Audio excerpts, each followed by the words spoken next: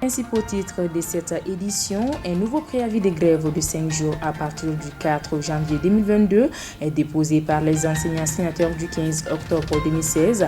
La situation de l'école malienne devient de plus en plus inquiétante. Vous aurez au cours de cette édition l'intervention d'Ousmane Almoudou, porte-parole du syndicat.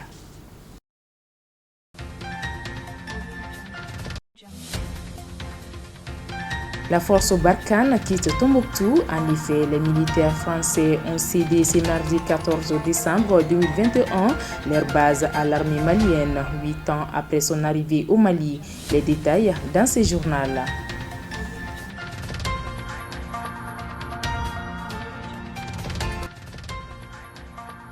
Enfin, la saison froide a débuté à Bamako et environ.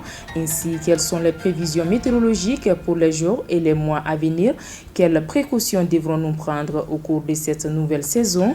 Élément de réponse dans ce journal avec Mme Diabaté Fatoumata Sango, chef prévisionniste à Mali Météo. Fidèles téléspectateurs de Liberté Télévision, bonsoir. La synergie des syndicats de l'éducation des enseignants signataires du 15 octobre 2016 va observer un nouvel arrêt de travail.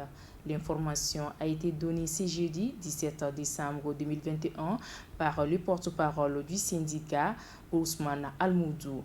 Un nouveau préavis de grève de 5 jours. Pour plus de précisions, écoutons-le.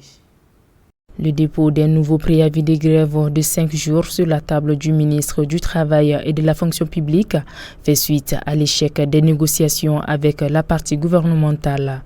Ousmane Almoudou, porte-parole du syndicat signataire du 15 octobre 2016.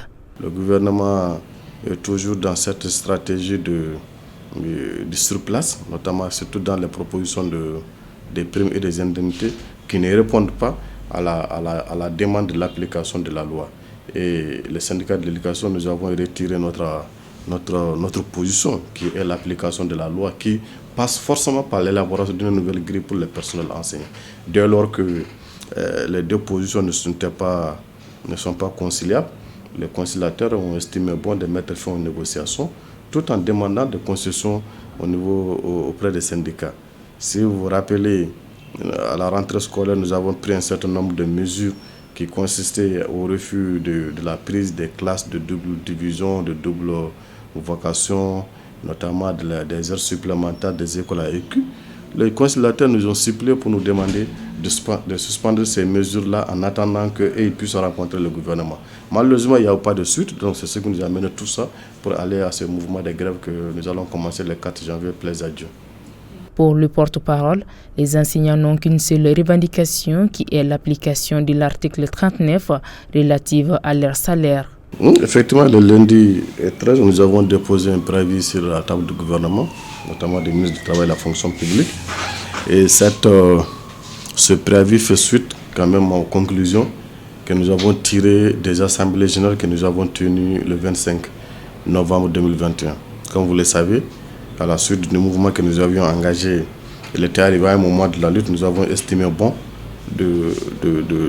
d'aller faire le compte rendu aux militants et ensuite demander leur position. Et nous avons reçu les différents PV envoyés par les camarades de différentes localités. Et sur l'ensemble du territoire national, les enseignants disent qu'ils n'ont pas d'autres demandes. La seule et l'unique, c'est l'application stricte de l'article 39. Et pour donner suite effectivement à cette quête de liberté, à cette quête de justice, parce qu'il s'agit de faire respecter les lois de la République, nous avons déposé un préavis de grève de 5 jours sur la table du gouvernement. Et ce préavis, si rien n'est fait, la grève commence le 4 janvier 2022 pour terminer le 11 janvier. C'est 5 jours, mais ces 5 jours sont répartis sur 2 semaines. Donc il y a 3 jours durant la première semaine et 2 jours la dernière semaine. Les enseignants signataires du 15 octobre 2016 projettent d'autres actions plus fortes pour se faire entendre si rien n'est fait. Nous sommes dit que le préavis n'est qu'une partie des actions à envisager. Nous avons fait une programmation d'un certain nombre d'actions et ces actions, au fur et à mesure que nous allons avancer dans l'année scolaire, nous allons les mettre en application petit à petit. Et parmi ces actions, déjà, nous prévoyons d'aller vers la rencontre des parents d'élèves, des CCS, des leaders religieux, des chefs coutumiers et des chefs de quartier pour déjà les donner les explications, la bonne information, contrairement à ce qui est en train d'être leur être rencontré. Et ensuite, nous mettons de la dynamique de la préparation d'une marche nationale que nous allons organiser dans les jours à venir. Rappelons que des mouvements de grève se font sentir au niveau de l'enseignement fondamental depuis 2018 et le point de revendication reste l'application de l'article 39.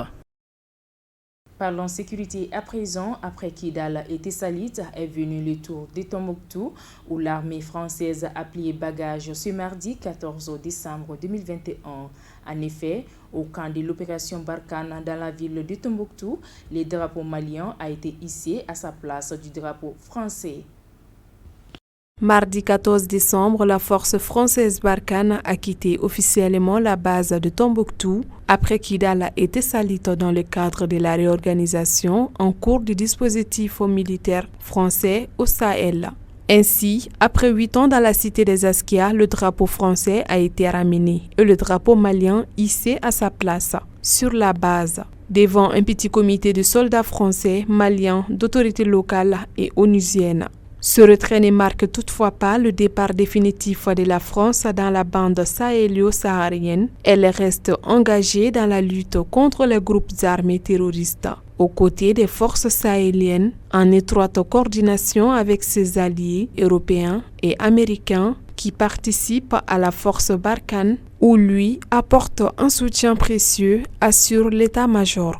Rappelons que ces derniers mois, la tension entre le Mali et la France est montée d'un cran après le coup d'État. Notons également que le président français Emmanuel Macron s'apprête à rencontrer le colonel Assimi Goïta, président de transition, ce lundi pour justement échanger sur la situation sécuritaire du pays.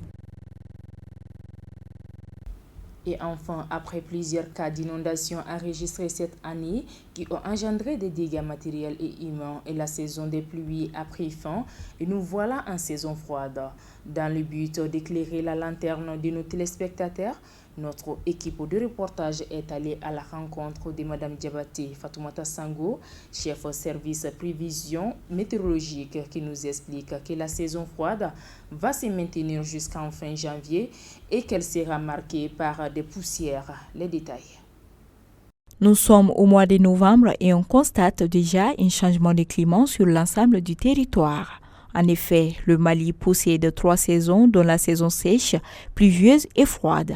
Conformément à sa mission principale d'observation et d'étude du temps, du climat et des constituants atmosphériques de l'environnement, afin de contribuer à assurer la sécurité des personnes et de leurs biens, l'Agence nationale de la météorologie, communément appelée Mali Météo, a déclaré depuis le 18 novembre la fin de la saison des pluies sur l'ensemble du territoire national, laissant ainsi place à la saison froide. Madame Diabaté Fatoumata Sango, chef service des prévisions météorologiques, nous en dit plus sur le temps que nous réserve cette saison. La prévision pour les semaines et les mois à venir, c'est que nous allons constater les vents de régime nord-est qui vont prendre leur origine dans les pays tempérés, qui quittent le nord et qui descendent jusqu'à l'extrême sud de notre pays, qui favorise la baisse de température, surtout au cours de la nuit et au cours de la matinée. Et cette période aussi sera marquée par de temps en temps la visibilité qui sera atteinte à cause de la poussière qui va se retrouver en suspension dans l'atmosphère.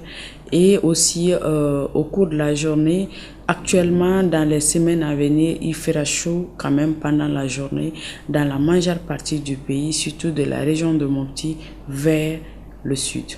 La période de fin d'année représente la saison la plus froide au Mali. Cependant, comme depuis un certain temps, on connaîtra un basculement de périodes chaudes et de froides. Ainsi, tout comme l'année dernière, il ne fera pas tant froid. Le changement de temps est naturel, c'est ce qu'on appelle la variation climatique. Comme je disais tantôt, nous avons 3 saisons, donc c'est vraiment un phénomène naturel.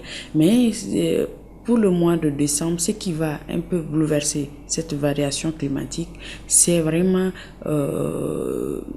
la marque de grand froid à laquelle nous nous attendons pour le mois de décembre ne sera pas aussi observée que ça. Vous avez remarqué que nous sommes de plus en plus confrontés à des périodes assez chaudes. Donc c'est la même tendance qui va continuer pour le mois de décembre. Le froid ne sera pas au rendez-vous comme nous le connaissons il y a 10 ans, il y a 5 ans.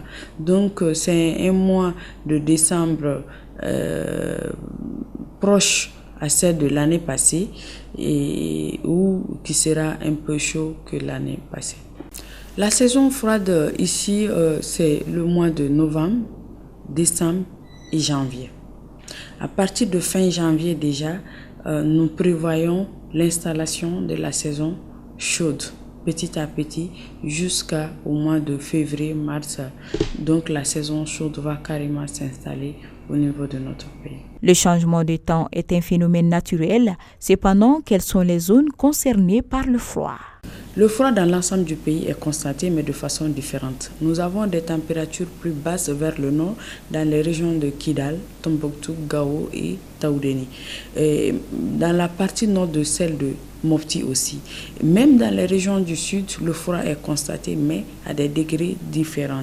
Parce que au nord vers le sud, les températures sont encore plus élevées que la partie nord du pays. Ça, c'est dû à la position géographique de ces différentes régions. Madame Diabaté Fatoumata Sango a toutefois préconisé des mesures de protection afin de se mettre à l'abri des maladies causées par ce changement de temps.